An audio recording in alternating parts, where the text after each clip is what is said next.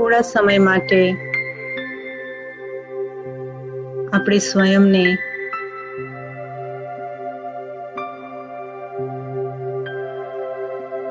વિશ્વના ગોળા ઉપર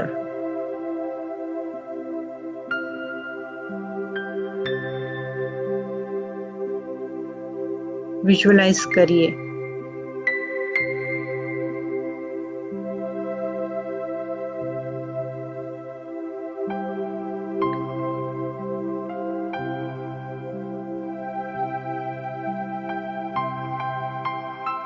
મારું આંતરિક શરીર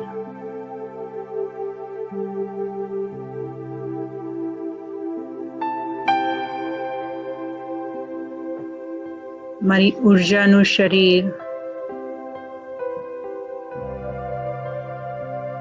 મને સ્પષ્ટ દેખાય છે.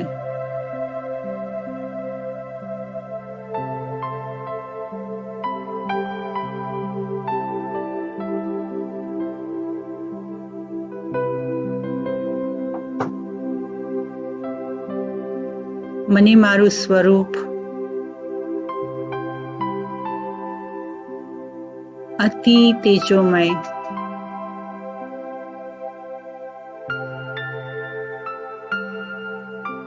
ચમકતા પ્રકાશના પુંજ સ્વરૂપમાં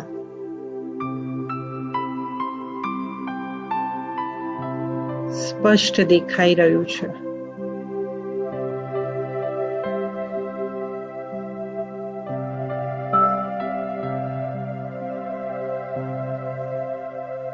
અને આ પ્રકાશથી પ્રજ્વલિત થતું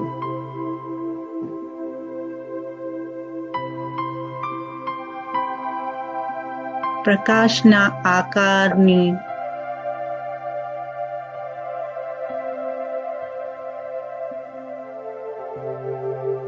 મારી આભા મંડળ મને પ્રતીત થાય છે.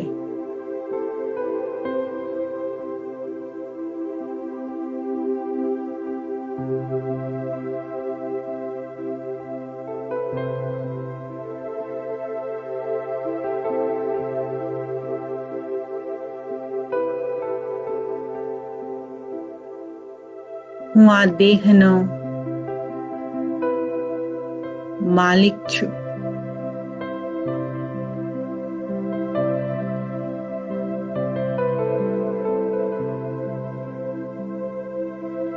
મેં મારા જીવનમાં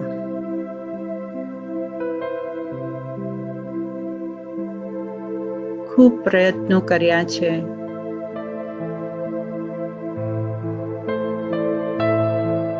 સાચા સુખ અને શાંતિને ગોતવાના.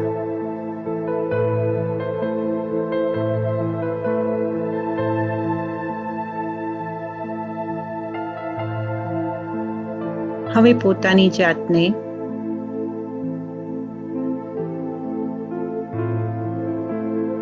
પોતાના ઈષ્ટદેવના મંદિરમાં ઈષ્ટદેવની મૂર્તિની સામે જુઓ.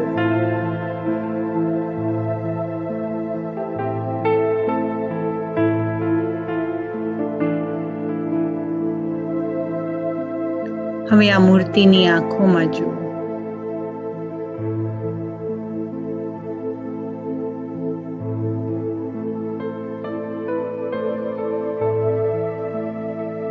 અને ધીરે ધીરે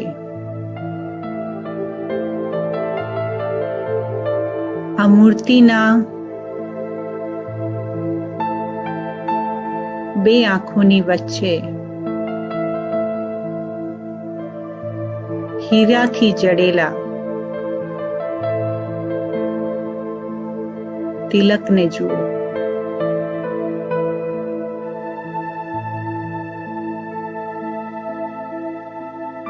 આ તિલક ઉપર પ્રકાશની કિરણો પ્રવાહિત થાય છે.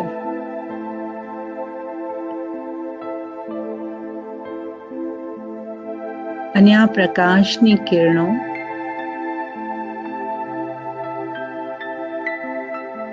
મારા ચહેરા ઉપર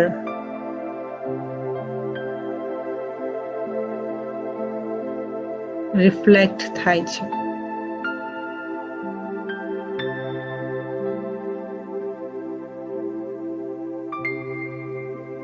હું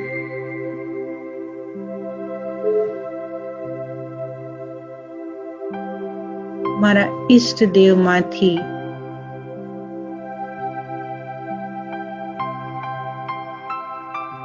નીકળી રહેલી સુંદર પ્રતીતિનું દર્શન કરું છું.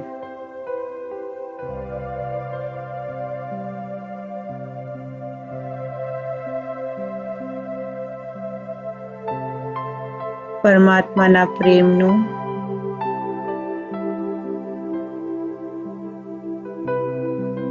અવલોકન કરું છું.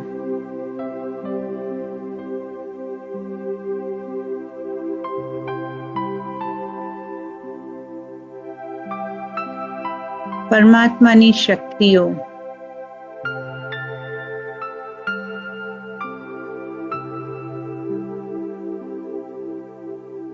મારી આંખો દ્વારા મારા અસ્તિત્વમાં પ્રવેશ કરે છે.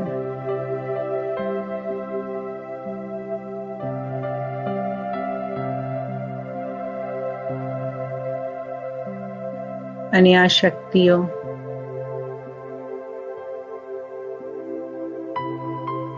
મને પવિત્ર બનાવી રહી છે.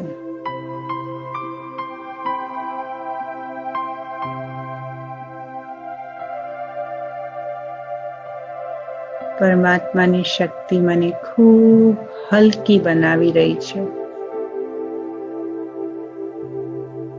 ખૂબ જ હલકી.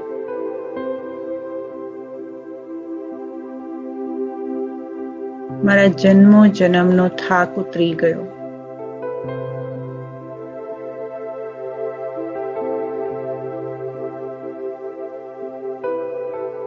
હું પ્રભુના રંગમાં રંગાઈ ગઈ.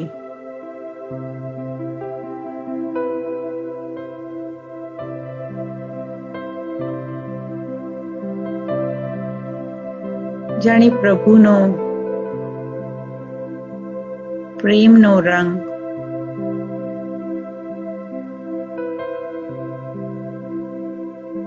મારા ચહેરા પરની લાલીને કેટલી નિખારી રહી છે.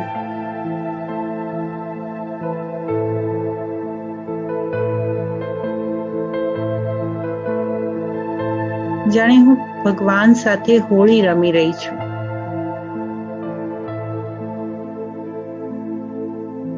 ભગવાનના પ્રેમના રંગની હોળી.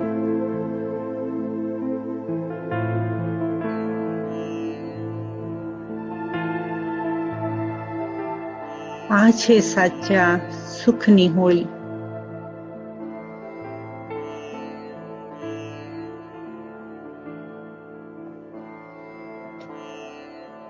ઓમ શાંતિ.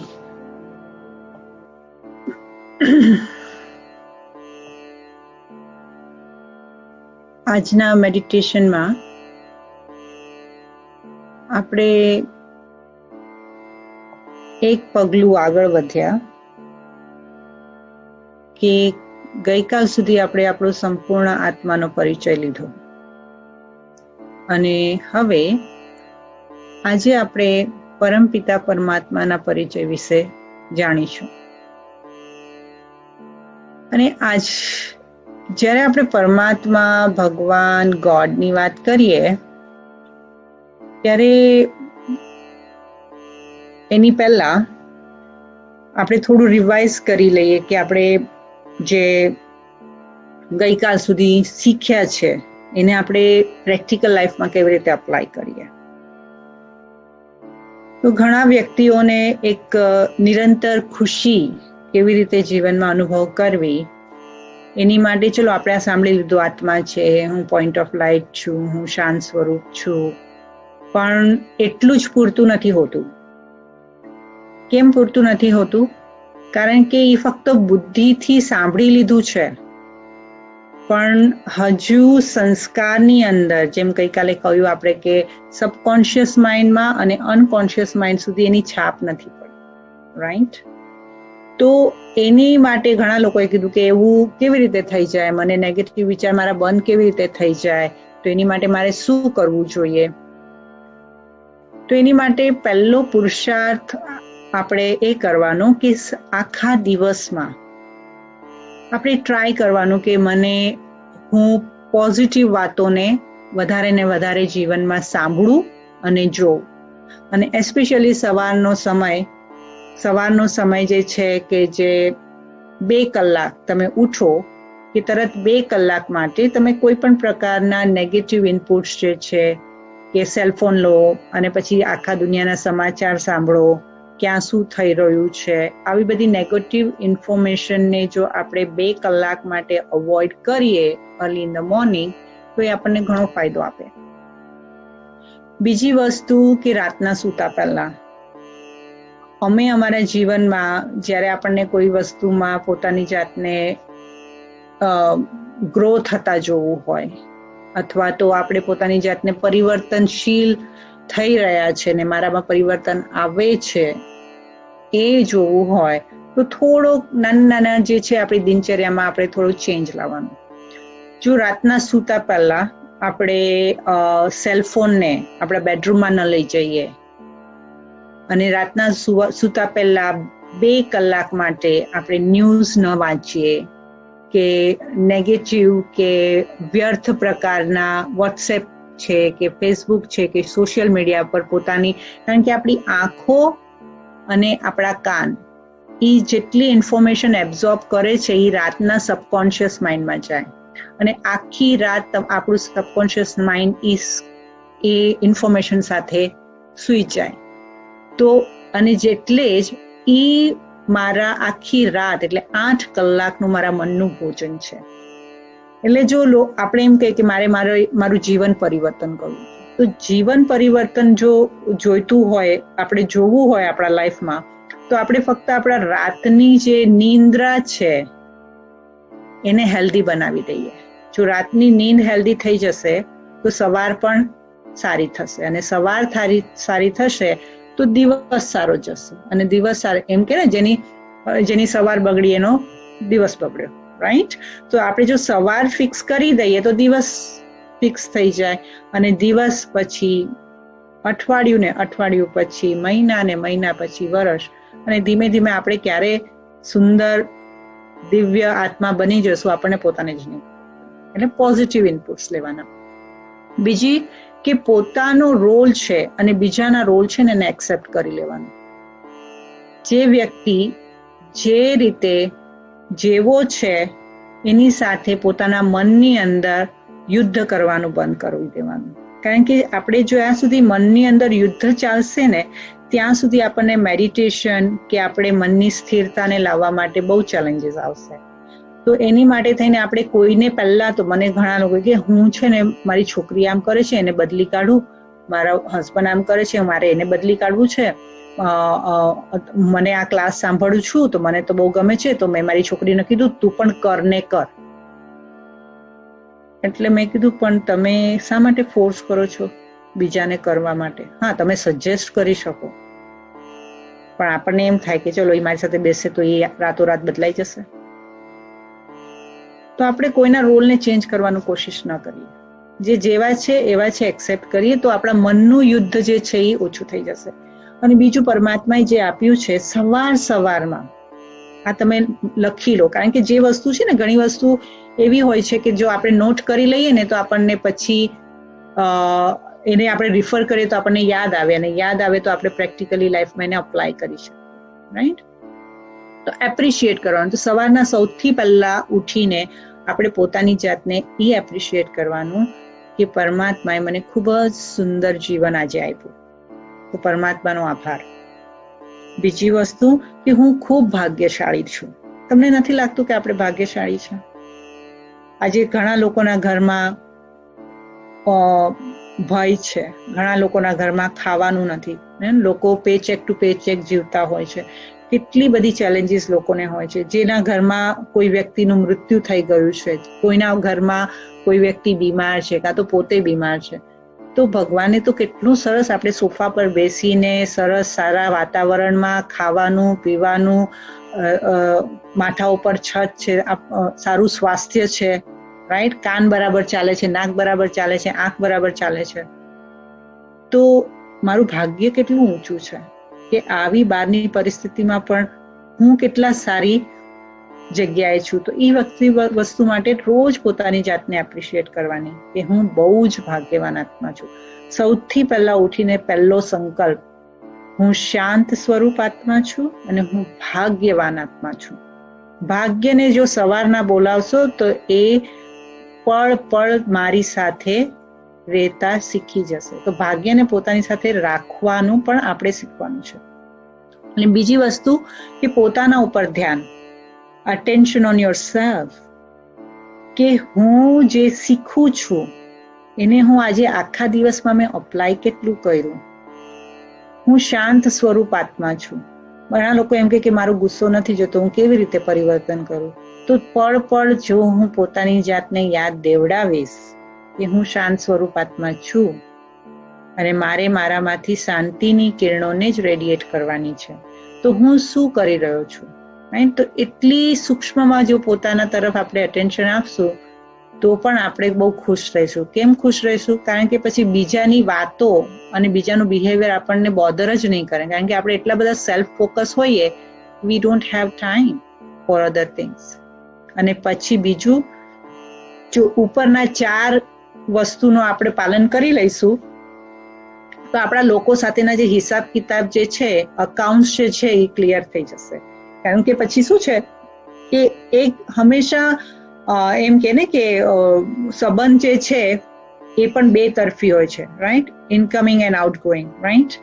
તો આપણે કોઈ ગુસ્સો કરે આપણા ઉપર અને આપણે જો એને પૂર્તિ ન કરીએ તો પછી એ ત્યાં સેટલ થઈ જાય. કારણ કે ચલો, મારે નેગેટિવ એનર્જી મારી પાસે આવી રહી છે પણ મેં આપી નહીં, એક્સચેન્જ આપી નહીં, 4 વાર આવી, 5 વાર આવી, રાઈટ, મેં નહીં આપી તો મારું અકાઉન્ટ ક્લિયર થઈ ગયું. તો ધીમે ધીમે પોતાની જાતમાં નાનું પરિવર્તન આપણે લાવશું અને આત્મિક સ્થિતિનો અનુભવ કરશું તો જીવનમાં ધીમે ધીમે આપણને હેપીનેસ દેખાવાની ચાલુ થઈ જશે. આપણે થોડું રિકેપ કરી લઈએ કે મારું શરીર જે છે એ 5 તત્વોનું બનેલું છે, આત્મા જે છે એ 7 તત્વોની બનેલી છે, 7 ગુણોની બનેલી છે. મારું ઇનર સોફ્ટવેર જે છે એ શું કરે છે કે જ્યારે બી આપણે મેડિટેશન કરીએ ને ત્યારે એકાગ્રતા, હે ને, આપણે છોકરાઓને કેટલી વખત કહેતા હોય છે કે તું ભણવામાં ધ્યાન આપ, ભણવામાં ધ્યાન આપ. પણ તમને કેવી રીતે ખબર કે ભણવામાં ધ્યાન નથી આપતો? ઘણા મા બાપ કહે છે ને ભણવામાં ધ્યાન આપ. કેમ? કારણ કે એનું બાળકનું જે છે માથું જે છે એ પુસ્તકમાં છે પણ મનની અંદર કાર્ટૂન ચાલે છે. એટલે જ્યારે વાણી અને ઇમેજ એટલે પિક્ચર જો એ બંને સાથે સિંક્રોનાઇઝ ન થાય તો ફોકસ ના આવે. કમળનો ક અને એ ઇઝ ઇક્વલ ટુ એપલ. આપણને એ કોઈ રાતના 2 વાગે ઉઠાડીને પૂછે ને A ફોર, તો આપણે એપલ જ બોલશું, બીજું કંઈ આવશે જ નહીં મોઢામાં. અને કમળનો જ ક બોલશું, બીજું પહેલા કંઈ જ નહીં આવે. કેમ ખબર છે? કારણ કે બચપનમાં જ્યારે આપણને ક લખતા શીખવાડ્યું ને તો એની પહેલા આપણને કમળ દેખાડ્યું. એટલે આપણે શું કર્યું? ક ઇઝ ઇક્વલ ટુ કમળ, એટલે એ શીખ્યા. એટલે આપણે ઇમેજ, આપણી બુદ્ધિ જે છે ને એ પિક્ચર્સથી વધારે શીખે છે. એટલે માટે જે આપણે સાંભળીએ, જ્યારે અમે મેડિટેશનની કોમેન્ટ્રી તમને આપીએ ને ત્યારે તમારે જે કોમેન્ટ્રી ચાલી રહી છે ને એનું મનની અંદર પિક્ચર જોવાનું, રાઈટ. હવે ચલો આપણે એક પ્રેક્ટિસ કરીએ. હવે તમે 1 મિનિટ માટે એક ખૂબ સુંદર શાંતિની જગ્યાએ જાઓ. એવી જગ્યાએ જાઓ, પોતાના મનને લઈ જાઓ જે જગ્યાએ જઈને તમને ખૂબ જ શાંતિનો અનુભવ થાય છે. તમે ત્યાં બેઠા છો અને તમને શાંતિ લાગે છે.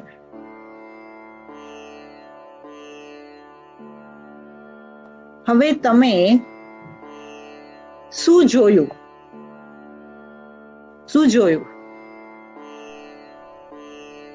એટલે એની માટે આપણે નવા નવા પ્રકારની અનુભૂતિઓ જાતે કરતા શીખવાનું.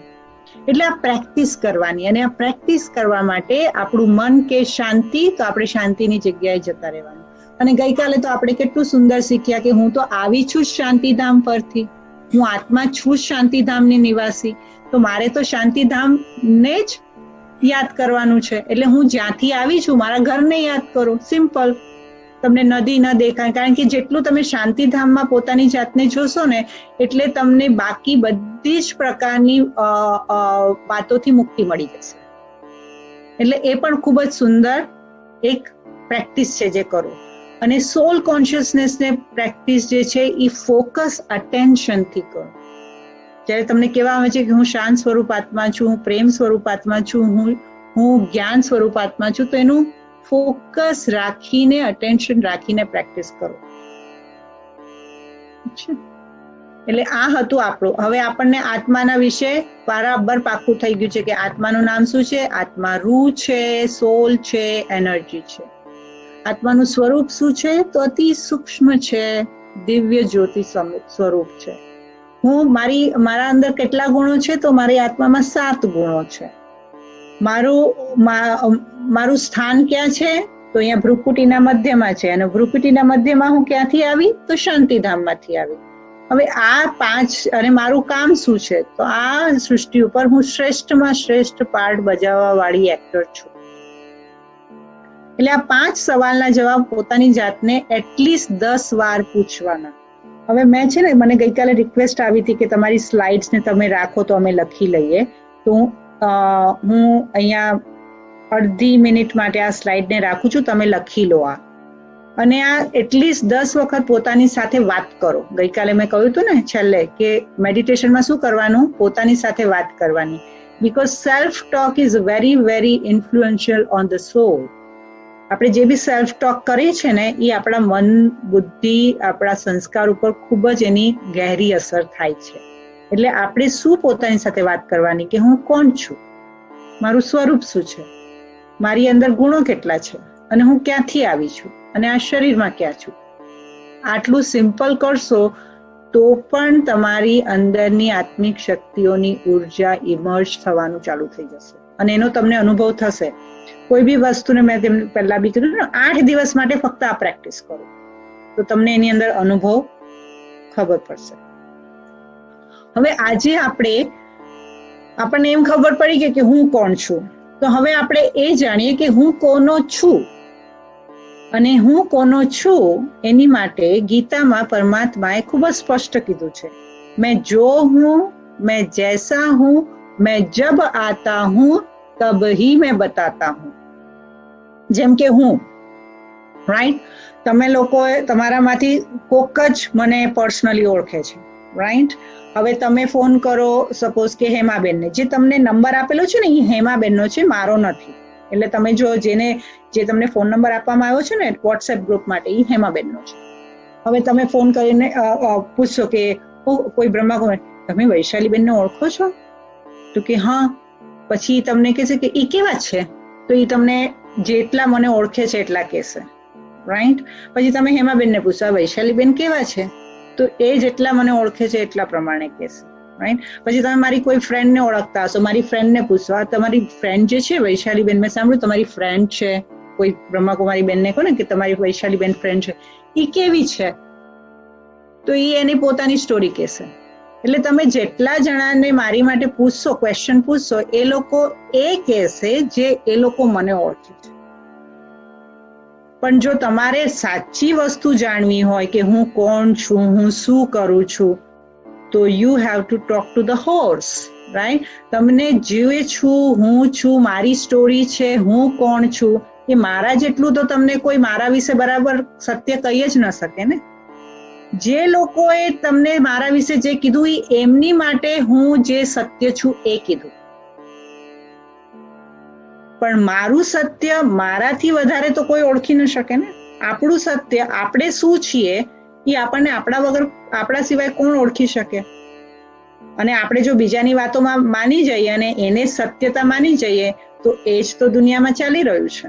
આપણે લોકોને લોકોના ચશ્માથી જોઈએ છે, રાઈટ? કે સપોઝ કોઈ મને એમ કે છે ને કે મને આ ભાઈની છે ને આ ભાઈને છે ને થોડી હેલ્પ જોઈએ છે, આ ભાઈને તમે હેલ્પ કરશો કે આ બેનને તમે હેલ્પ કરશો? તો હું કહું હા. તો પછી એમ કે સપોઝ મને એમ કે હું તમને થોડું બેકગ્રાઉન્ડ આપું એમના વિશે કે એ ક્યાં રહે છે, શું કરે છે.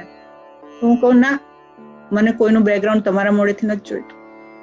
જે વ્યક્તિને મારી સાથે વાત કરવી હોય ને એને કોઈ સીધી મારી સાથે વાત કરે. કેમ? કારણ કે આપણે જે બી જેનું સાંભળીએ છીએ એનો પ્રભાવ આપણા મન બુદ્ધિ પર પડે છે. પછી આપણી બુદ્ધિ જજમેન્ટલ થઈ જાય છે. એક્ઝેક્ટલી આ થયું છે જ્યારે આપણે ભગવાનના વિશે આજ દિવસ સુધી સાંભળ્યું છે. ભગવાનના વિશે આપણને શાસ્ત્રોએ કીધું એ સાંભળ્યું, સંત મહાત્માએ કીધું એ સાંભળ્યું, બધાએ જે રીતે જોયા એને એ રીતે સાંભળ્યું. હવે મારે તમને એ સ્ટોરી નથી કહેવી કારણ કે મેજોરિટી તમારા લોકોને ખબર છે ઓલી હાથીની સ્ટોરી, રાઈટ? કે હાથીને જે 4 આંધળા હતા ને હાથીને જે રીતે આંધળાઓએ જોયું એ પ્રમાણે હાથીને ડિસ્ક્રાઇબ કર્યું. તો ઇટ્સ એક્ઝેક્ટલી અપ્લાઇઝ ફોર એનીબડી કે આપણે જે પરમાત્મા જે છે જેવા છે, જ્યાં સુધી ભગવાન ના આવે, ભગવાન ન કે ત્યાં સુધી આપણે કેવી રીતે માની લેવાનું કે ભગવાન છે? અને એટલે આજના મા બાપ માટે સૌથી મોટી, આજે એસ્પેશિયલી વેસ્ટર્ન કલ્ચરની અંદર આજે જે ઇન્ડિયન કિડ્સ હોય છે ને, જે અમેરિકાની અંદર જે યંગસ્ટર્સ છે કે ઇન્ડિયન કિડ્સ છે, ઇવન લાઈક 5-10 વર્ષના છોકરાઓ પણ એમ જ કે છે કે we don't believe in God. Why Hindu has so many gods and Christian just have one Christ? Why do we have lot of gods and goddesses? And parents have no answers. એ લોકો એમ પૂછે છે કે આજના બાળકો એમ પૂછે છે કે હિન્દુમાં કેમ આટલા બધા gods and goddesses છે? અને we got confused like why we need so many gods and goddesses? Like God is one, then why there are so many statues? So they get confused and they don't believe. એટલે આજનું generation એવું generation છે એને logical answer જોઈએ છે. અને એટલે જ તમે તમારા છોકરાને કહેશો કે જા જેને મંદિરમાં પગે લાગી આવ, એ લાગી આવશે, પણ તમને એક્ઝેક્ટલી ખબર હશે કે એ ભાવનાથી લાગ્યો છે કે મેં કીધું એટલે મારું મન રાખવા લાગ્યો છે. અને થોડો વખત થશે ને તો મન રાખવા માટે બી નહીં લાગે ને મંદિરમાં પણ નહીં આવે. કેમ? કારણ કે એને કોઈ કનેક્શન જ ફીલ નથી થતું. તો જ્યાં સુધી કોઈ પ્રકારનું કનેક્શન પરમાત્માને બાળકને ન ફીલ થાય ને ત્યાં સુધી એને કેટલું બી એને તમે દોર્યા રાખો વ્યર્થ છે. પણ આપણને ખબર છે, આપણે એને શું જવાબ આપશું? આપણને ખબર છે ભગવાન કોણ છે. આપણે ચાહીએ છીએ કે ભગવાનને મારા છોકરાઓ માને, મારા છોકરાઓ ભગવાનની પૂજા કરે, ભગવાનમાં આસ્થા રાખે. પણ એના સવાલનો જવાબ મારી પાસે છે. હવે આપણે જોઈએ કે આપણે કયા કયા સ્વરૂપમાં ભગવાનને યાદ કર્યું. કારણ કે આપણી પાસે જ ક્લેરિટી ન હોય, આપણે પોતે જ ક્લિયર ન હોય તો તમે કોઈને ક્લિયર આન્સર કેવી રીતે આપી શકો? રાઈટ? તો ચલો આપણે જોઈએ. આમાં અમુક સ્લાઇડ્સ હિન્દી છે, અમુક ગુજરાતી છે. ગુજરાતી છે પાછળ, પણ મોસ્ટલી અમે લોકો કોર્સ હિન્દીમાં કરાવતા હોઈએ છે ને, તો ઇટ્સ ઇન પ્રોસેસ. પણ હું વાંચીને સંભળાવું છું તમને. તો ઘણા લોકો એમ કે છે કે આ પ્રકૃતિ છે ને એ ભગવાન છે. પ્રકૃતિમાં દરેક વસ્તુમાં ભગવાન છે, રાઈટ? આત્મા જ પરમાત્મા છે. આત્મા સો પરમાત્મા, પરમાત્મા સો પરમ ગતિ, રાઈટ? અહમ બ્રહ્માસ્મિ, બ્રહ્મ જ ઈશ્વર છે. ભગવાન તો કણકણમાં છે. ભગવાન નિરાકાર છે. મારા ઈષ્ટ દેવતા જ મારા ભગવાન છે. દરેકના પોતાના ઈષ્ટદેવ હોય અને એ ઈષ્ટદેવની એ લોકો પૂજા કરે. દરેકના ભલે બધા મંદિરમાં જાય પણ અમુક લોકો ફક્ત દુર્ગામાં જ માને ને, અમુક લોકો ફક્ત લાલામાં જ માને ને, અમુક લોકો કૃષ્ણમાં માને ને, અમુક લોકો કશાકમાં માને, કોઈ માતામાં માને. તો દરેકના પોતાના ઈષ્ટ દેવતા છે, એ ભગવાન છે. અને ઘણા જે એથિસ્ટ છે, જે આજની મેજોરિટી જનરેશન છે, એ માને છે કે ભગવાન જેવી તો કોઈ વસ્તુ જ નથી, અને જો હોય તો દેખાડો. જો ભગવાન હોય તો દેખાડો ભગવાન ક્યાં છે.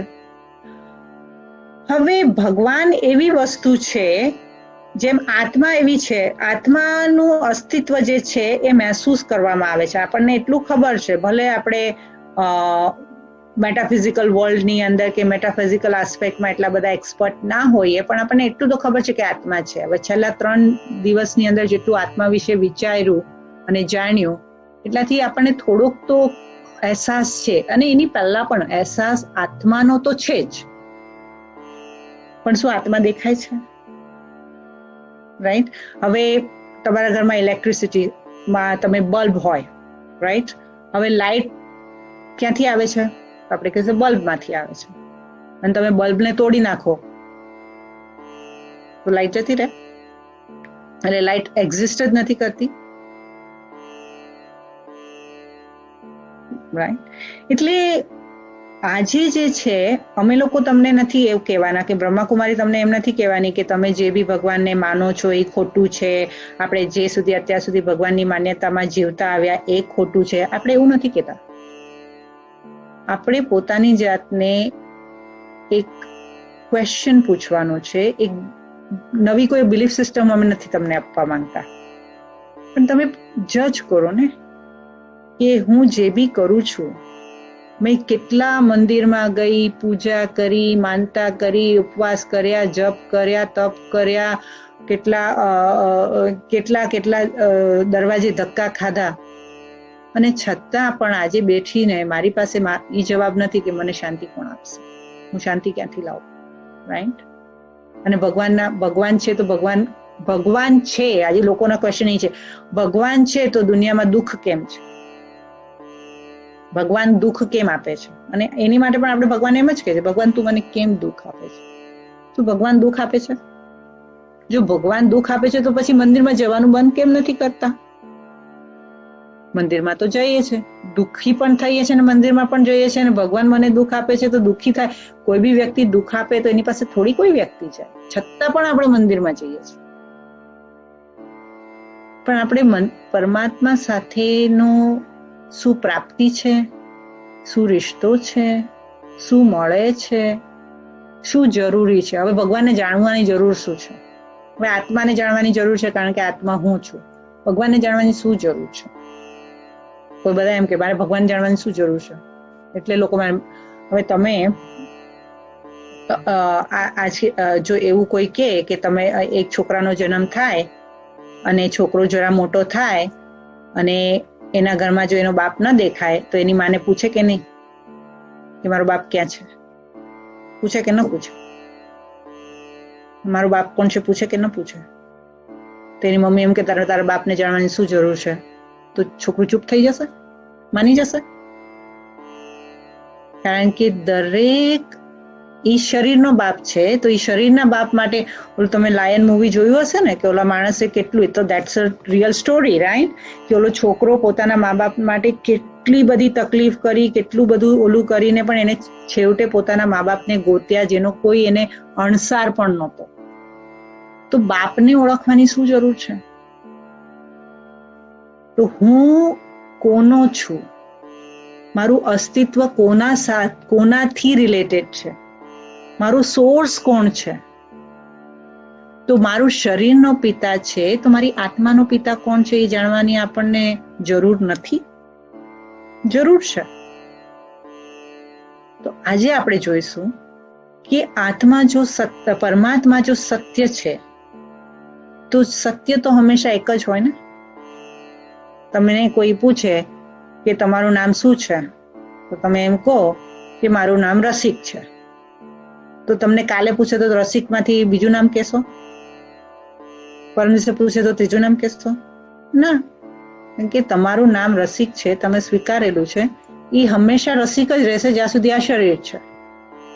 તો જે રસિક નામ છે એ બદલાતું નથી, કારણ કે એ તમારી માટે રસિક નામ, એ તમારા શરીરનું નામ સત્ય છે. તો એવી જ રીતે પરમાત્મા પણ સત્ય છે. અને સત્ય એટલે શું? આધ્યાત્મની ભાષામાં સત્ય એટલે જે પરિવર્તન નથી થતું, જે બદલાતું નથી. એક વખત એટલે જ માટે કે ને કે એક વખત સાચું કહી દેવું સારું. એક જૂઠું બોલે ને તો એ જૂઠુંની પાછળ તમારે એને છુપાડવા માટે બીજા 1000 જૂઠું બોલવું પડે, પણ સત્યને છુપાડવાની જરૂર નથી. અને સત્ય એક વખત બોલી દીધું પછી ડરવાની જરૂર નથી. એટલે જો સત્ય હોય ને ત્યાં પછી બિંદુ લાગી જાય. બિંદુ એટલે ફૂલ સ્ટોપ લાગી જાય. અને જ્યાં સુધી સત્યની ઓળખ નથી ને ત્યાં સુધી મનુષ્ય ભટકતું જ રહે, કારણ કે ક્વેશ્ચન માર્ક છે. અને ક્વેશ્ચન માર્ક વાળી બુદ્ધિ કોઈ દિવસ ધ્યાનમાં ન બેસી શકે. અને હજુ સુધી આપણા મગજની અંદર ખૂબ સટલમાં ક્વેશ્ચન માર્ક છે કે પહેલા તો હું કોણ છું, પછી મારું કોણ છે, હું ક્યાંથી આવ્યો છું, રાઈટ? પરમાત્મા કોણ છે, એ ક્યાં છે, એ ક્યારે આવે છે, એ શું કરે છે, એ શા માટે આવે, અને પરમાત્માની પ્રાપ્તિ કેમ કરવી છે. હવે તમે કોઈ બી ગેજેટ્સ બાય કરો, રાઈટ? તમારો આઈપેડ, આઈફોન, લેપટોપ, હું થોડીક હમણાં સાયલેન્સમાં જતી રહી હતી કારણ કે મારું લેપટોપ ચાર્જ નહોતું થતું ને આઈ વોઝ કન્સર્ન કે કદાચ મારું કનેક્શન વચ્ચે બ્રેક ન થઈ જાય, એટલે હું એમાં મને થોડો ટાઈમ લાગી ગયો, રાઈટ? તો આઈ વોઝ મેકિંગ શ્યોર કે જે સાધન હું વાપરું છું એ સતત ચાર્જ થતું રહે, રાઈટ? તો આત્મા જે છે એ શક્તિ છે. હવે આત્મા મનથી પોતાની રોજ શક્તિને જે છે એ વાપરે છે. તો મોબાઈલને કે આઈપેડને ચાર્જ કરવા માટે તો આપણી પાસે કનેક્ટર છે, રાઈટ? એનું ચાર્જર છે. તો આત્મા જે રોજ ડિસ્ચાર્જ થઈ જાય છે અને રાતના સૂઈ જાય છે, ડિસ્ચાર્જ આત્મા સૂઈ જાય ને બીજી વખતે પાછી ડિસ્ચાર્જ જ ઉઠે, તો આજે આખી દુનિયામાં બધી આત્માઓની બેટરી ડિસ્ચાર્જ જ છે. હવે ડિસ્ચાર્જ બેટરી પાસેથી તમે શું ફંક્શન એક્સપેક્ટ કરી શકો? અને એ ડિસ્ચાર્જ બેટરી આત્માની જે છે એને ચાર્જ કરવા માટે મારી પાસે ચાર્જર છે. એ ચાર્જર કોણ છે? તો એ જાણવા માટે પણ મારે પરમાત્માને જાણવું જરૂરી છે કે મારી આત્માની બેટરીને ચાર્જ કોણ કરશે. મારા સેલફોનની બેટરીને ચાર્જ કરતા બહુ જ ફાઇન આવડે છે, પણ મારી આત્મારૂપી બેટરીને હું કેવી રીતે ચાર્જ કરું? હવે પરમાત્માની અંદર જ્યારે આપણે એમ કહીએ કે તમે પરમાત્માને યાદ કરો, રાઈટ? તો પરમાત્માને યાદ કરવા માટે પરમાત્માને કહેવાય છે કે ઊંચે તે ઊંચી હસ્તી હેવો, રાઈટ? બહુ ઊંચી હસ્તી છે, એટલે તો એને પરમ આત્મા કહેવાય છે. પરમ આત્મા એટલે શું? આત્મા એ પણ છે તો પરમાત્મા છે તો આત્મા જ, પણ એ બધી જ વાતમાં પરમ છે. પરમ એટલે ઊંચી છે, અને એટલે એ ઊંચી છે એટલે જ મંદિરમાં જઈને આપણે એમ જ ગાતા રહ્યા કે તું ઊંચ મેં નીચ, મેં પાપી, મેં કામી, મેં કપટી ઓર તું ઊંચા હે. તો તું અહીંયા છે, તું અહીંયા છે ને હું અહીંયા છું, રાઈટ? એટલે આપણે આપણા વચ્ચે અને ભગવાન વચ્ચે કાફી ડિસ્ટન્સ બનાવી દીધું. કેમ? કારણ કે પહેલા તો પોતાની નહોતા ઓળખતા, એટલે પોતાને નીચ, પાપી, કપટી, કામી, ક્રોધી એનું ટાઇટલ આપી દીધું. અને ભગવાન તો શ્રેષ્ઠ છે, એટલે ભગવાન શ્રેષ્ઠ છે એટલે હું ભગવાનનો ગુલામ છું, રાઈટ? મેં ગુલામ તેરા. તો આખી જિંદગી આપણે પરમાત્માના ગુલામની બુદ્ધિ એટલે દાસ બુદ્ધિ થઈ ગઈ, એટલે ગુલામની બુદ્ધિથી ભગવાનને યાદ કર્યું.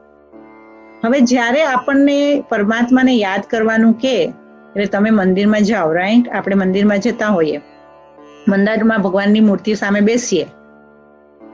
તમે ચેક કર્યું છે કોઈ દિવસ કે હું મંદિરમાં મૂર્તિની સામે કેટલા second, I am not even asking you minutes, કેટલી સેકન્ડ માટે ફક્ત મને ભગવાન જ દેખાય છે? અને ભગવાન એટલે માટે નહીં કે મને આ આપો, આ આપો, આ આપો. કોઈ પ્રાર્થના નહીં, કોઈ વાત નહીં, એક જ સંકલ્પ, બસ હું પરમાત્માની સાથે મિલન મનાવવા આવી છું. એ દ્રષ્ટિથી કોઈ દિવસ મંદિરમાં જતા જોયા આપણે પોતાની જાતને? અને જ્યારે આપણે મંદિરમાં ગયા ત્યારે આપણે એક વસ્તુનું આપણને કારણ જ નથી ખબર કે કેમ ભગવાન સાથે આપણી પ્રીત નથી લાગતી, કેમ ભગવાન સાથે કનેક્શન ફીલ નથી થતું. કારણ કે કારણ ન ખબર હોય તો આપણે નિવારણ કેવી રીતે લાવીએ? હવે પરમાત્મા જે છે ને, જેમ આત્મા ફિઝિકલ નથી, આત્મા શરીરધારી નથી, તો પરમાત્મા પણ મેટાફિઝિકલ છે. તો જો મેટાફિઝિકલ ને તમે ફિઝિકલ સાથે કનેક્ટ કરવા જાઓ, જેમ કે તમને આ પિક્ચરમાં દેખાડ્યું છે કે આપણે બે વાયરને કનેક્ટ કરવું હોય તો ઉપરનું જે કવર હોય એ કાઢી નાખવું પડે, અને જો એ ઉપરનું કવર ન કાઢીએ તો એની અંદરથી ઇલેક્ટ્રિસિટી પસાર ન થઈ જાય, રાઈટ? કારણ કે ઉપરનું જે કવર જે હોય છે એ બેડ કંડક્ટર છે, રાઈટ? અને જે વાયર છે એ ગુડ કંડક્ટર છે. તો બેડ કંડક્ટર અને ગુડ કંડક્ટરનું કનેક્શન જે છે એ થાય નહીં. જ્યારે એનું કવર કાઢી નાખવામાં આવે અને વાયરથી વાયરને કનેક્ટ કરવામાં આવે તો both are good conductor, so there is a circulation of energy, right? આપણે મંદિરમાં જઈએ તો જોડા બહાર કાઢીને જઈએ, રાઈટ?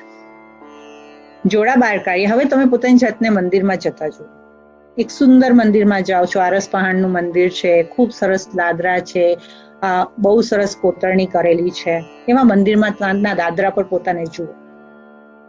દાદરા પર તમે જાઓ તો તમે સૌથી પહેલા શું કરશો? ચપ્પલ કાઢશો, ચપ્પલ બહાર કાઢો.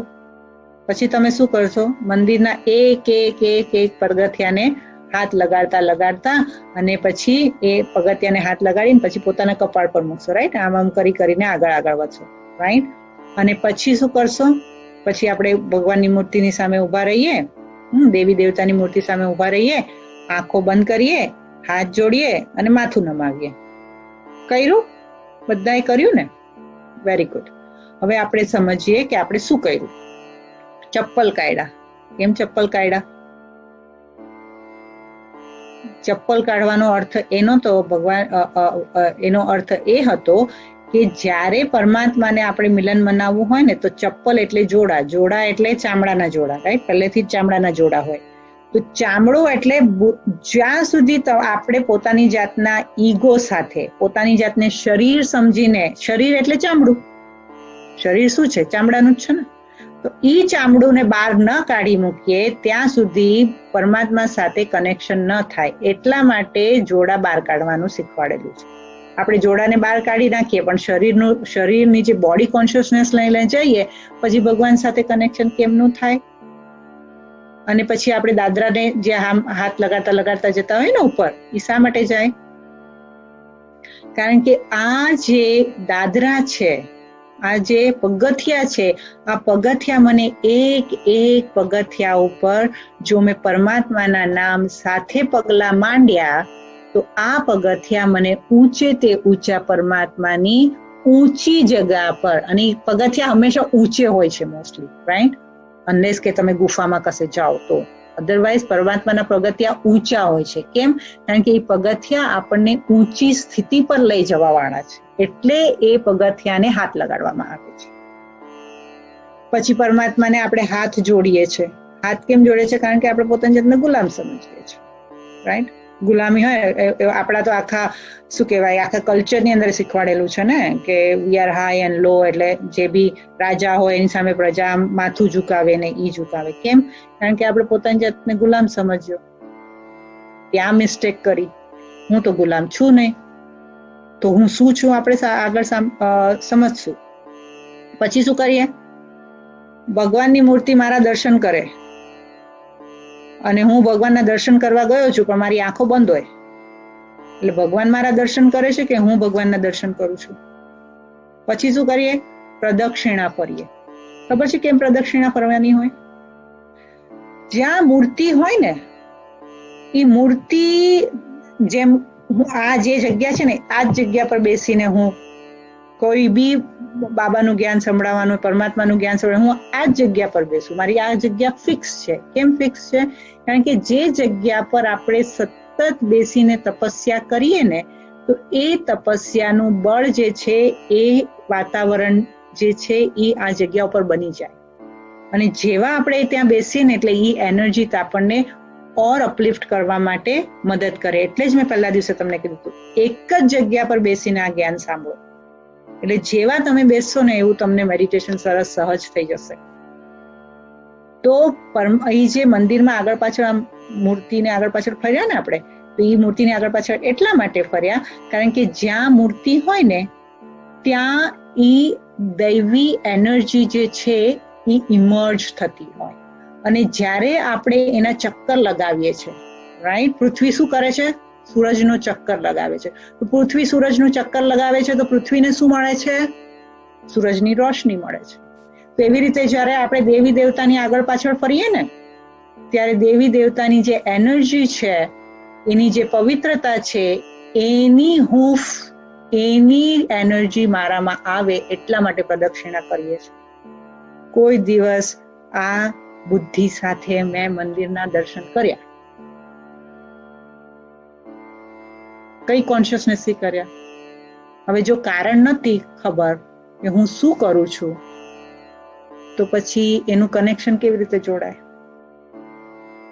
તો આ બધા જ રહસ્ય છે. એટલે જ આધ્યાત્મિકતા કેમ જરૂરી છે. આધ્યાત્મિકતા જે છે ને, કામ કરવું એટલે આપણામાં પણ કે ને કે આ તો કામ કરવા માટે કરે છે, વેઠ ઉતારે છે. એટલે મંદિરમાં જવું અને જો બુદ્ધિ આધ્યાત્મિકતા રહસ્યના વગર જવું એટલે વેઠ ઉતારવી. પણ આધ્યાત્મિક રહસ્યથી પરમાત્મા સાથે કનેક્શન કરવું એને કહેવાય સચોટ કાર્ય કરવું. બીજું, પરમાત્માની સત્ય ઓળખ નથી. હે, કોઈ વખત જે છોકરી હોય ને, જે છોકરી જવાન થઈ ગઈ હોય અને એના લગ્ન ના થતા હોય, 25 વર્ષ થયા, 30 થયા, 35 થયા, 40 થયા, તો એની બુદ્ધિ જ્યાં સુધી એના જીવન સાથી એને નથી મળ્યો ત્યાં સુધી એની બુદ્ધિ જે છે એ જીવન સાથીને ગોતવા માટે લાગી જ રહેશે. જ્યાં સુધી એનો સંબંધ નહીં જોડાય ત્યાં સુધી એની બુદ્ધિ ભટકશે. કારણ કે એને ખબર જ નથી કે whom I am going to spend my life with. Right? એટલે પરમાત્માની બાબતમાં પણ આપણું એ જ છે. આપણને કોઈ કહેશે કે આજે જઈને ઓકે તમને પ્રોબ્લેમ છે, એક કામ કરો કે આજે જઈને છે ને તમે દુર્ગા માને જઈને નારિયેળ જોડાવી આવો. આપણે દુર્ગા માને રડાવીએ. પછી કે દુર્ગા માને સારી પ્રોબ્લેમ નહીં જાય, એ તો શું કહેવાય, આપણા વિઘ્નહર્તા તો ગણેશ છે, ગણેશ પાસે જાઓ તો ગણેશ પાસે જશે. પછી કે ના, ઓલા સાધુ સંન્યાસી છે ને એ તો બહુ સરસ છે, એને તમે તમારી પ્રોબ્લેમ કહેશો ને તો સોલ્વ થઈ જશે, તમે એ સાધુ સંન્યાસી બનો. આપણે ત્યાં જઈશું. આપણે શું કરશું? જે લોકો કહેશે એમાં સત્ય હોય કે ન હોય, બસ મને કોઈક સહારો મળી જાય. પણ જો આપણને સત્યનો ખબર હોય તો આપણે લોકોની પાસે જઈને લોકોની એડવાઇસથી પોતાની બુદ્ધિને ભટકાવીએ નહીં. અને જ્યાં સુધી ભટકાવશે ત્યાં સુધી પછી તમને હોય કે તમને, અને જો કઈ કામ થઈ જાય તો શેના લીધે થયું? ખબર નહીં બાબા, મેં તો બધું જ કર્યું. તમને પ્રાપ્તિ ક્યાંથી કરી? ખબર નહીં, પણ થઈ ખરી. તો એને શું કહેવાય? ભટકવાનું કહેવાય. પરમાત્માની સત્ય ઓળખ ન હોય ત્યાં સુધી બુદ્ધિ ભટકે. અને પરમાત્મા જ્યારે આપણે એમ કહીએ છીએ પરમ પિતા પરમાત્મા છે, એ ખૂબ જ ઊંચી હસ્તી છે. તો આપણે જો સત્યનારાયણની પૂજા પણ કરતા હોય, સત્યનારાયણની પૂજા કરતા હોઈએ ને આપણે, તો પણ ઘર આખું સાફ કરીએ, વાસણ સાફ કરીએ, ચાંદીના વાસણને ચકચકી કોલગેટથી સાફ કરીને એકદમ સ્વચ્છ અને સુંદર બનાવીને રાખીએ. આપણે સ્થૂળ પૂજાની અંદર સ્થૂળ સામગ્રીને સ્વચ્છ કરવાની કેટલી મહેનત કરીએ છીએ. અને આપણે આ તો ભગવાનને પોતાના અંદર વસાવાના છે, પોતાની આત્માની અંદર એમને બેસાડવાના છે. તો આત્મા કેવી છે? એટલે તો ઓલામાં શું કહેવાય, સિખિઝમમાં કહેવાય છે મૂત પલિતી કપડ ધોએ.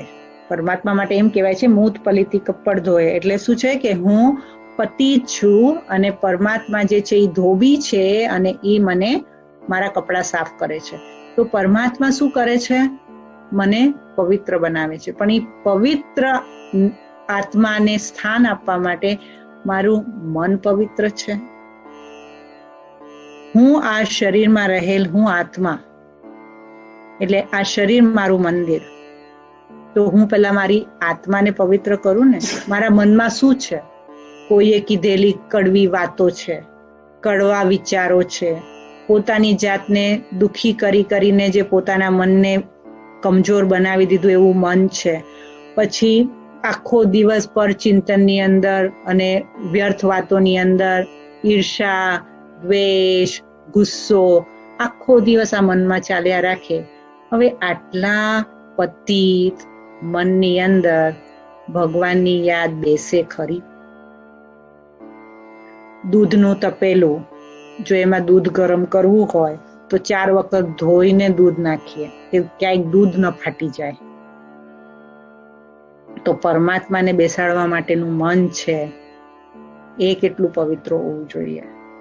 તો એટલે માટે મારે જરૂર છે કે મને મારા લાઈફમાં જે ઉદ્દેશ્યથી હું જીવન જીવું છું એ ઉદ્દેશ્ય પામવા માટે મારે કરવાની શું જરૂર છે એ જાણવા માટે,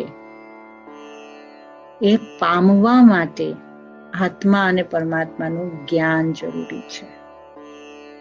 કારણ કે જીવનનું લક્ષ્ય, આપણું જીવનનું લક્ષ્ય ભલે ને બંગલા લીધા, ગાડી લીધા, પરિવાર બનાવ્યા, છોકરા કર્યા, એના છોકરા થઈ ગયા, ગ્રાન્ડફાધર સન થઈ ગયા, પણ આજે પણ સોફા પર બેઠી હું એ જ વિચારું કે હા, મારા મનને શાંતિ કેમ નથી, મારું મન કેમ એકાગ્ર નથી થતું, મારા મનમાં કેમ એવા બધા વિચાર આવે છે. આટલું બધું કર્યું, શાની માટે કર્યું, શું કર્યું? અને આજે જીવનના પાછલા ચરણની અંદર આપણે જેટલું જીવ્યા એટલું તો જીવવાના નથી, એક્સેપ્ટ કે અહીંયા કોઈ 20 વર્ષનું છોકરું બેઠું હોય. મને ખ્યાલ છે હું જેટલું જીવી એટલું તો નથી જીવવાની. જેટલું જીવ્યા છે એટલું જીવવાના નથી. તો જેટલું બાકી છે એને કંઈક તો સાર્થક કરીએ, એને કંઈક તો પવિત્ર બનાવીએ, છેલ્લે તો કંઈક સુખનો અનુભવ કરીએ. એની માટે પરમાત્માની આવશ્યકતા છે. હવે પરમાત્મા માટે લોકોની અલગ અલગ વિચારધારાઓ છે. હવે એમાંથી અમે નથી કહેતા કે કઈ સાચી છે કે કઈ ખોટી છે, પણ અમે એક અમારું પ્રેઝન્ટેશન છે, અને એ પ્રેઝન્ટેશનમાં તમે પોતે વિચારો કે કઈ વસ્તુમાં સાર્થકતા છે. તો સૌથી પહેલા કે આપણે ભગવાનને શરીરધારી તરીકે જોયા, રાઈટ? રામ અને સીતા, રામ છે, સીતા છે, પછી ગણપતિ છે, વિષ્ણુ છે, કઈક કેટલા દેવી દેવતાઓને આપણે માનીએ છીએ, અને આપણે બધાના મંદિરમાં જઈએ છીએ ને આપણે કે આ બધા જ ભગવાન છે. અને ત્યારે આ બીજી વખત હવે એ ભગવાન છે, પહેલી વસ્તુ આપણે શું બોલીએ છીએ એ જ જુઓ. ભગવાન છે, દેવી દેવતા છે, ગોડ્સ એન્ડ ગોડેસીસ છે, રાઈટ? આગળ હું તમને સમજાવીશ કે જે આપણે બોલીએ છીએ એ જ કેટલું કોન્ટ્રાડિક્ટરી હોય છે. પછી આપણે ધર્માત્માઓને પણ ભગવાન માનવાનું શરૂ કરી દીધું. લોકોએ પોતાની જાતને જ ભગવાન માનવાનું શરૂ કરી દીધું, રાઈટ?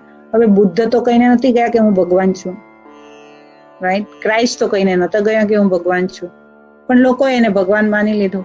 અને કેમ માની લીધું એ તો ડિટેલમાં 1 કલાકનો બહુ સરસ ક્લાસ છે આપણો આગળનો, ત્યારે આપણે વધારે ડિટેલમાં સમજશું. પણ જે બી શરીરધારી છે એને આપણે ભગવાન તરીકે મંદિરમાં જઈને એની પૂજા કરી, તો એક ઈ માન્યતા છે. એક એવો પણ ગણ છે કે જે એમ માને છે કે આત્મા જ પરમાત્મા છે, રાઈટ? અને આત્મા જે છે એ કે છે કે પરમાત્માનું આપણે અંશ છીએ અને આપણે પરમાત્મામાં જઈને વિલીન થઈ જઈએ છીએ. હવે એક તો પહેલી વસ્તુ આત્મા અને પરમાત્મા તો 2 ડિફરન્ટ એન્ટિટી બાય ઇટસેલ્ફ. આત્મા અને પરમાત્મામાં ખૂબ જ ફરક છે. હવે શું ફરક છે આપણે આગળ આજે જોશું.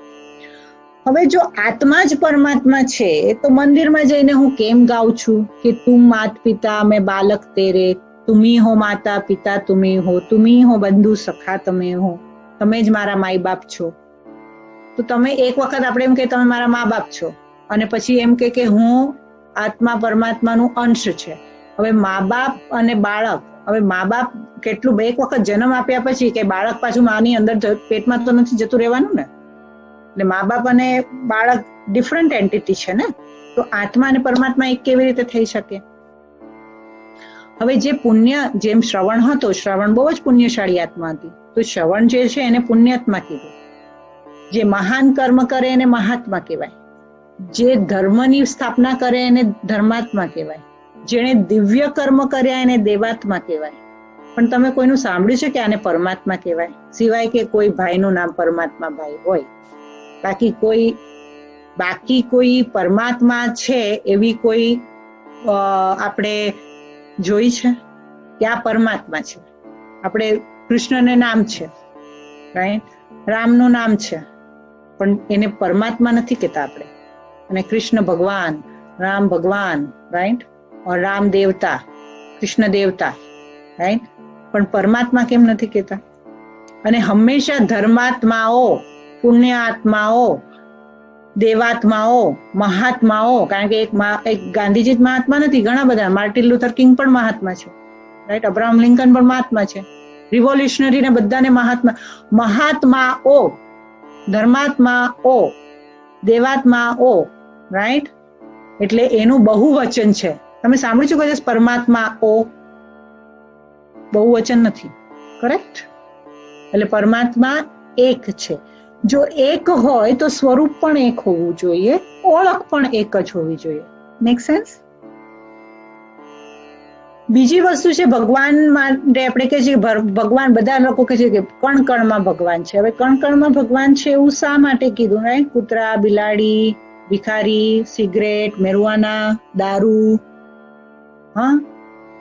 પછી બંદૂક, ચાકુ, ખૂનીમાં પણ ભગવાન, જેનું ખૂન કરે એમાં બી ભગવાન, એટલે ભગવાન જ ભગવાનનું ખૂન કરે.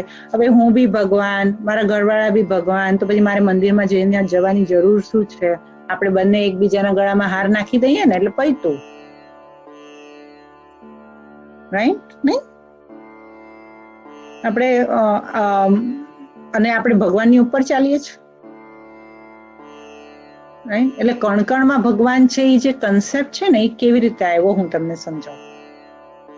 જ્યારે બહુ જ લાઈક આ વાત છે દ્વાપર યુગની, તો દ્વાપર યુગની અંદર છે ને ઋષિ મુનિઓની અંદર ખૂબ જ દીર્ઘ દ્રષ્ટિ હતી અને એ દૂરાંદેશી હતા. અને એમનામાં એક તપનું એવું બળ હતું કે it's you can do it, I can do it, anybody can do it. કે તપનું જ્યારે બળ હોય ને, તો એ તપના બળથી આપણું ઇન્ટ્યુશન પાવર જે છે ને, એ બહુ જ, જે મેં કીધું ને કે સુપ્રા કોન્શિયસ માઇન્ડ જે છે ને, એ અવેકન થઈ જાય. અને સુપ્રા કોન્શિયસ માઇન્ડની અંદર તમે જે ચાહો, જે જુઓ, જે આગળ થવાનું છે, એ બધું જ એ મહાત્માઓ અને દેવાત્માઓ જોઈ શકતા હતા.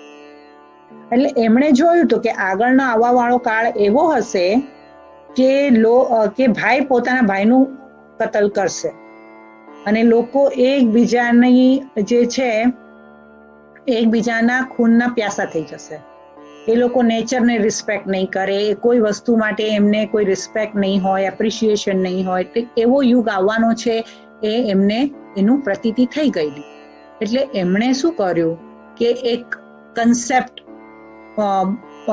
શીખવાડી દીધું, એક બિલીફ સિસ્ટમ બનાવી દીધી કે જે બી વસ્તુ છે એને ભગવાન સમજીને, ભગવાનનું સ્વરૂપ સમજીને તમે એને રિસ્પેક્ટ કરો, રાઈટ? તો ભાવના એ હતી કે દરેક વસ્તુને તમે રિસ્પેક્ટફુલી, દરેક આત્માને તમે પ્રેમથી રહો અને એને એમાં એક દેવાત્માનું, એની અંદર એક દિવ્ય આત્મા છે.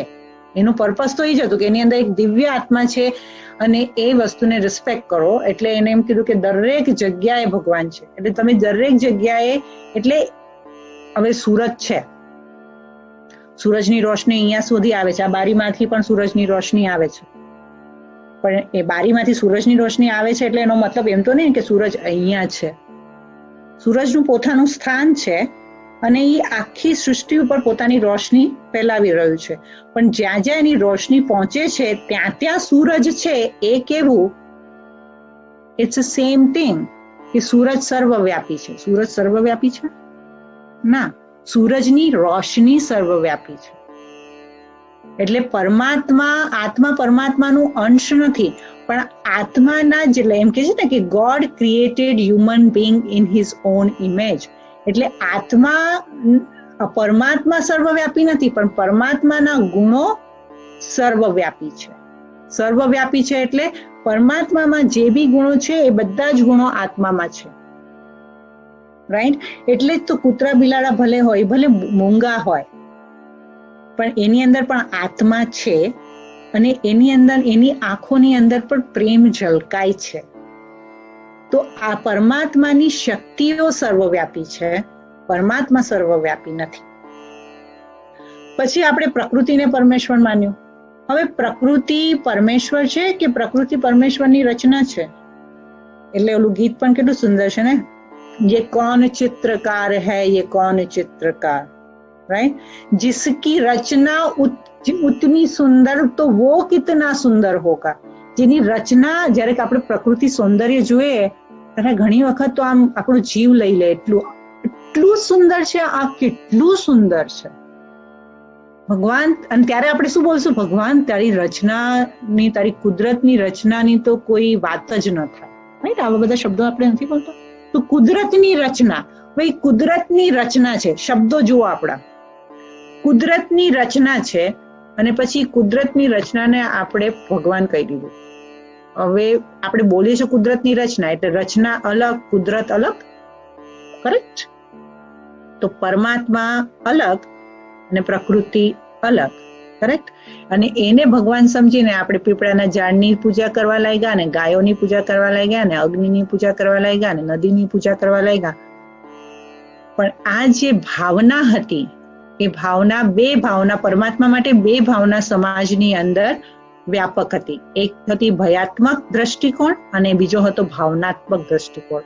કારણ કે ભગવાનને આપણે સમજવું હોય અને એની પ્રાપ્તિ કરવી હોય તો આ બંને દ્રષ્ટિકોણનો આપણે સાથે ચાલીને જ કરી શકીએ. જો આપણે ટોટલી લોજિકલ હોય તો પણ પરમાત્મા is not suppose to be kind of proof. There is a proof, but proof is in the pudding. And for that, you have to experience the pudding. Right? તમે એમ કહો કે હા, કોઈ બી વસ્તુનો સ્વાદ લીધા વગર એ વસ્તુનો આનંદ કેવી રીતે મહેસૂસ થાય? તો એની માટે તો આપણે આટલી ડિફરન્ટ પ્રકારની આપણે વેરાયટીઓ ખાતા હોઈએ છીએ. કેમ ખાઈએ છીએ? રોજને રોજ દાળ ભાત શાક રોટલી જ નથી ખાતા. થોડી વેરાયટી અલગ હોવી જોઈએ. આજે સવારના દાળ ભાત શાક રોટલી, તો પછી સાંજે ખીચડી કઢી જોઈએ, રાઈટ? કેમ? કારણ કે આપણને દરેક વસ્તુમાંથી સ્વાદ અલગ અલગ મળે છે અને એ સ્વાદની પ્રતિક્રિયા. હવે ખીચડી અને કઢીમાં શું છે? દાળ અને ભાત સાથે જ તો છે. તો દાળ ને ભાત ખાઓ કે ખીચડી ખાઓ, એમાં શું ફરક છે? ના બેન, એમાં તો ફરક હોય. શું ફરક છે? એના સ્વાદમાં, એના રસમાં ફરક છે.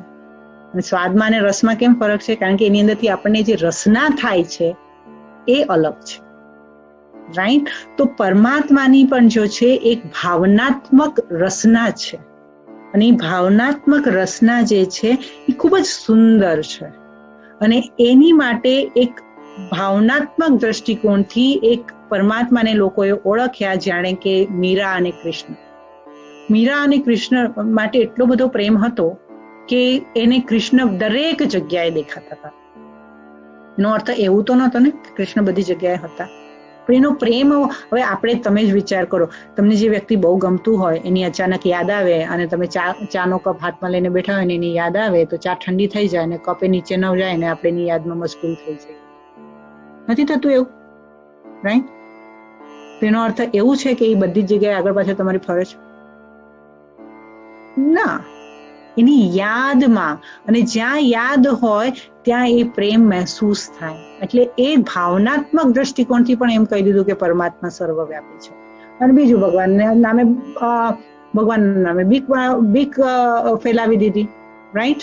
કે આપણે ભગવાનને યાદ નહીં કરું ને તો આ થાય, રાઈટ? ઓલા નાના છોકરા જયારે મોટા થતા, નાના છોકરાને શું કર્યું હોય?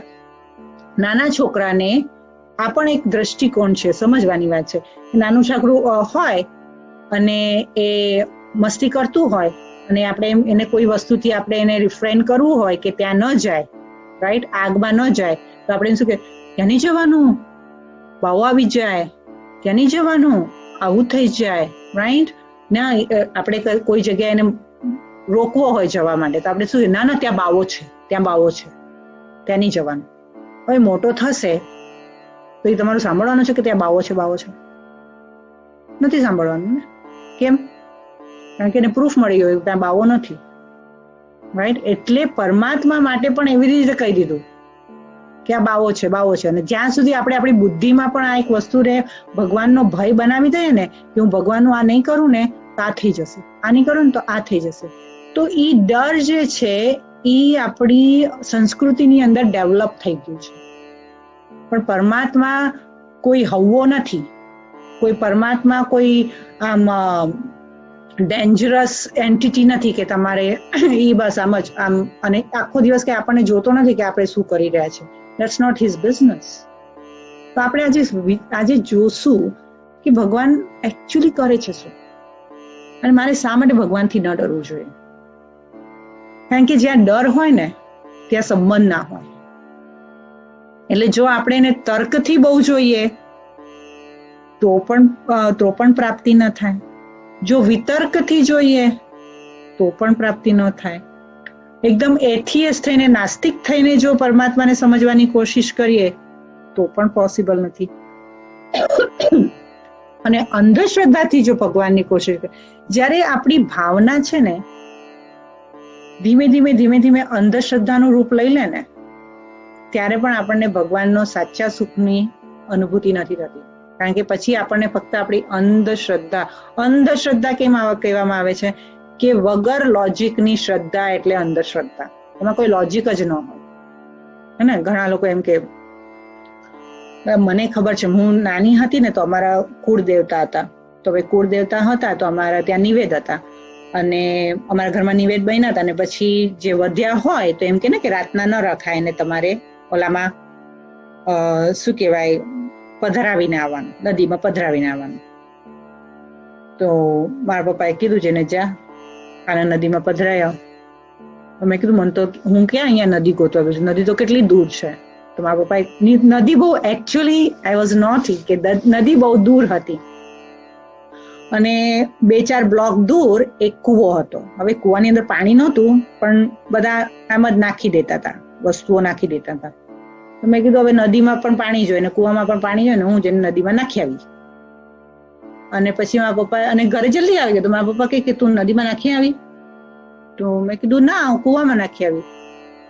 અને જે એમણે એટલા મારા પર ગુસ્સે થઈ ગયા કે તારામાં તને ખબર નથી કેટલું પાપ લાગશે, કૂવામાં નાખીને આવી, આ નાખીને. પછી મને એમ થયું કે લાઈક કૂવામાં નાખીને આવો કે નદીમાં નાખીને આવો, what difference does it make? Like you know, it doesn't make difference. But I didn't say nothing. પણ હવે નદીને બદલે કૂવામાં પડી ગયું તો કંઈક અનર્થ થઈ જશે. અને એમણે મને એવું કીધું હવે જો છે ને બાપા આમ કરશે ને બાપા તેમ કરશે. મેં કીધું યા જોઈશું. રાઈટ. એટલે આ પ્રકારની જે ભયાત્મક દ્રષ્ટિકોણથી આપણે ભગવાનને યાદ કર્યા ને એમાં ભગવાનની સાથેનું કનેક્શન તો જરાય ફીલ નથી થતું.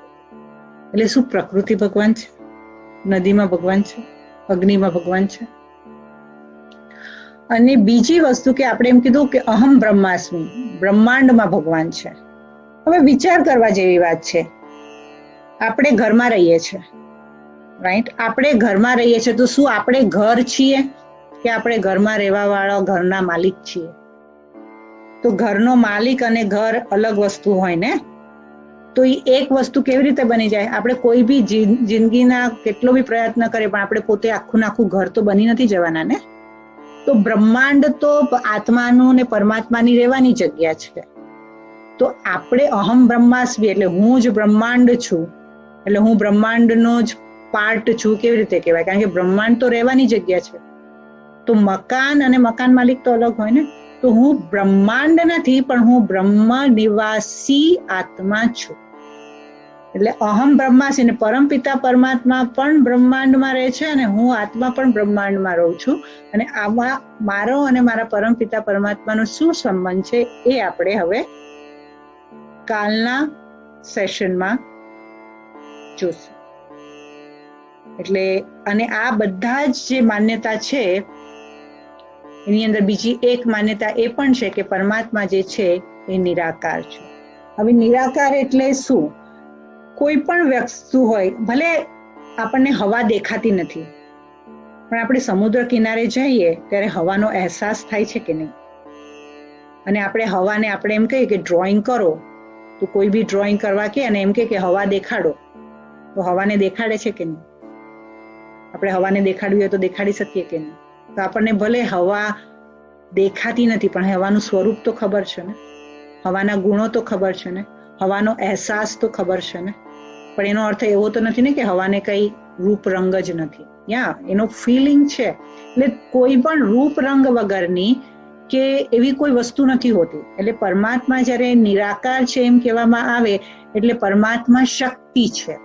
અને એ ફક્ત અને એ કેવી રીતે દરેક ધર્મની આત્માઓ માને છે અને આ શક્તિ સ્વરૂપમાં પરમાત્માને એક ન બીજી રીતે બધી જ કલ્ચરની આત્માઓ પણ માને છે. એ આપણે કાલના સેશનમાં જોશું. પણ પરમાત્મા માટેની આપણી આટલી બધી ભ્રાંતિ છે. હવે એની અંદરથી આપણે ડિસાઈડ કરવાનું છે કે નક્કી કરવાનું છે કે આમાંથી ભગવાન કોણ, અને ભગવાનને ઓળખવા માટે એવી દ્રષ્ટિ પણ જોઈએ. તો પરમાત્માને, કારણ કે જો સાચું સોનું છે એ જાણવું હોય કે સાચો હીરો છે એ જાણવું હોય તો પારખું પણ હીરાનો એવો જ હોવો જોઈએ. રાઈટ? આપણને મને તમને કે તમે હીરા એક્સેપ્ટ કે તમે હીરામાં જોબ કરતા હોય, તમને કે આ હીરો કઈ ક્વોલિટીનો હીરો છે, કે V1 છે, V2 છે, આ બગેટ છે, આ છે, તે છે. હીરામાં બહુ બધી ક્વોલિટી હોય છે અને એમાં પણ A1 છે, S1 છે, V1 છે, કેટલી બધી ક્વોલિટીના હીરા હોય છે. આપણને કોઈ કહે તો આપણને તો એ પહેલા તો ક્વોલિટી કેટલા ટાઈપની હોય જ ન ખબર હોય. રાઈટ? કેમ ન ખબર હોય? કારણ કે આપણી સ્કિલ નથી, આપણી પાસે એ દ્રષ્ટિ નથી. તો પરમાત્માને ઓળખવા માટે પણ તો એક દ્રષ્ટિની જરૂર છે ને. ગમે તે વ્યક્તિ તો પરમાત્માને ઓળખી ન શકે, અને પરમાત્માને ઓળખવા માટે પણ એ જ વ્યક્તિ એનો પ્રયાસ કરશે જેને એના કિરણનો અનુભવ થયો હશે. અને એના કિરણનો અનુભવ ન હોત તો આજે આપણે અહીંયા બેઠા જ ન. આપણને અહેસાસ છે કે આ સૃષ્ટિ પર, આ દુનિયામાં જે મટીરિયલિસ્ટિક વર્લ્ડ છે, જે મટીરિયલ છે, જે ફિઝિકલ વર્લ્ડ છે, એની ઉપર પણ એક સુપર નેચરલ પાવર છે.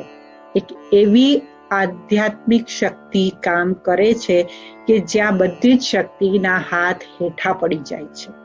એટલે જ ડોક્ટર હોય, ડોક્ટરને ખબર હોય કે ઘણી વખત એવા રોગ પણ હોય છે જેની ડોક્ટરને પણ ખબર નથી હોતી, અને આપણે જઈએ અને બહુ ક્રિટિકલ સિચ્યુએશન હોય તો પછી ડોક્ટર શું કે, મારાથી બનતું તો મેં બધું કરી દીધું, હવે બધું ભગવાન ઉપર છે. રાઈટ? ઘણા ડોક્ટરો પણ આ જવાબ આપતા હોય છે કે તમે ભગવાનને યાદ કરો, તમે પ્રે કરો. અહીંયા અમેરિકામાં બી ડોક્ટર કહેતા હોય છે કે you just pre, that's the best you can do. તો જ્યારે વ્યક્તિના હાથ હેઠા પડી જાય છે ત્યારે એવા ઘણા પ્રસંગો છે કે જેની અંદર આપણે જોયું છે કે પરમાત્માની શક્તિ છે ને કામ કરે છે. તો આ જે આપણી વિચારવાની શક્તિ છે ને એ પરમાત્માની સાથે જ્યારે એકરસ થઈ જાય છે ને તો ઘણા એવી વસ્તુઓનો આપણને જિંદગીમાં અનુભવ કરાવે છે કે જેની માટે લોકો એમ કહે છે કે ધીસ ઇઝ નોટ પોસિબલ. અને એવા તો કેટલા અનુભવો અમે અમારા જીવનમાં કર્યા છે. ત્યારે જ તો અમે પરમાત્માને પ્રેમથી એમની સાથેના સંબંધથી જીવતા શીખ્યા છે.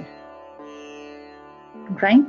તો આ કાલના લેસનમાં તમને પણ ફીલ થવાનું ચાલુ થઈ જશે કે મારો પણ પરમાત્મા સાથે જાણે એક દોસ્તનો સંબંધ છે. અને સંબંધ કેવી રીતે પાળવાનો, એને કયા રૂપમાં જોવાનો, એને કયા રૂપમાં અનુભવ કરવાનો, એ કળા જે છે આપણે કાલે સમજશું. ઓકે? ઓમ શાંતિ. આંખો બંધ કરો.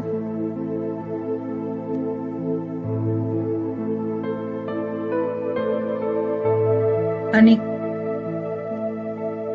પોતાના જીવનમાં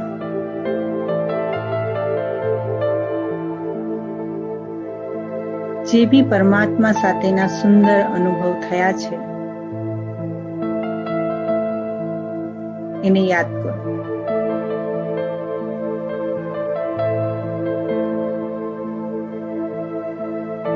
અને જો નથી થયા તો એક પળ માટે માની લો કે મારા હૃદયની વાતોને કોઈક સાંભળી રહ્યું છે. મારા સ્વચ્છ પવિત્ર વિચારો એક એવી શક્તિ સાથે મળે છે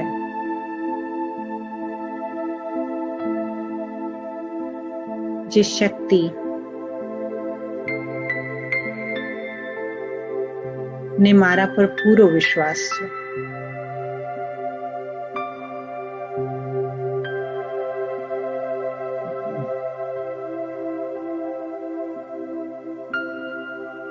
પરમપિતા પરમાત્મા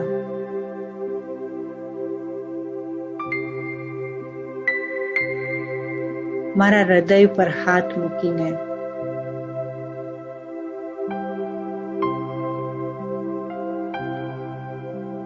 મારા હૃદયને સુંદર અને કોમળ બનાવી રહ્યા છે.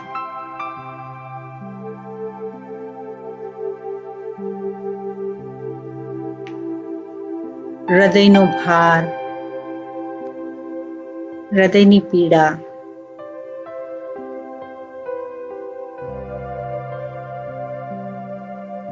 હરી રહ્યા છે.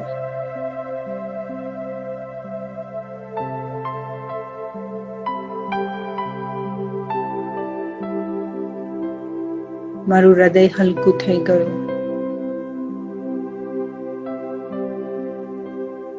મનની અંદર વિશ્વાસની શક્તિ જમા થઈ ગઈ.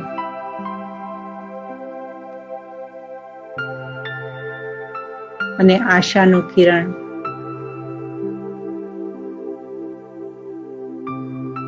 ઝગમગાવા લાગ્યું.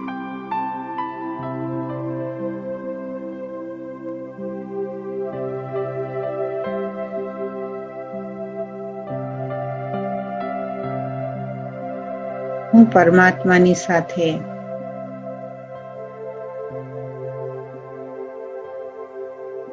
ખૂબ જ નજીકનો સંબંધ અનુભવ કરવા લાગી.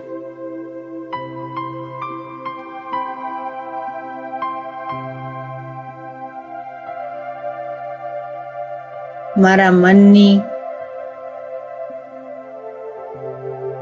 બધી જ વાતો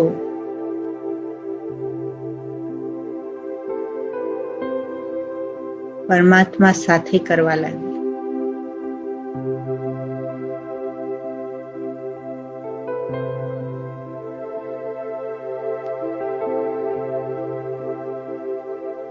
અને મારી શોધ અહીંયા પૂરી થઈ ગઈ.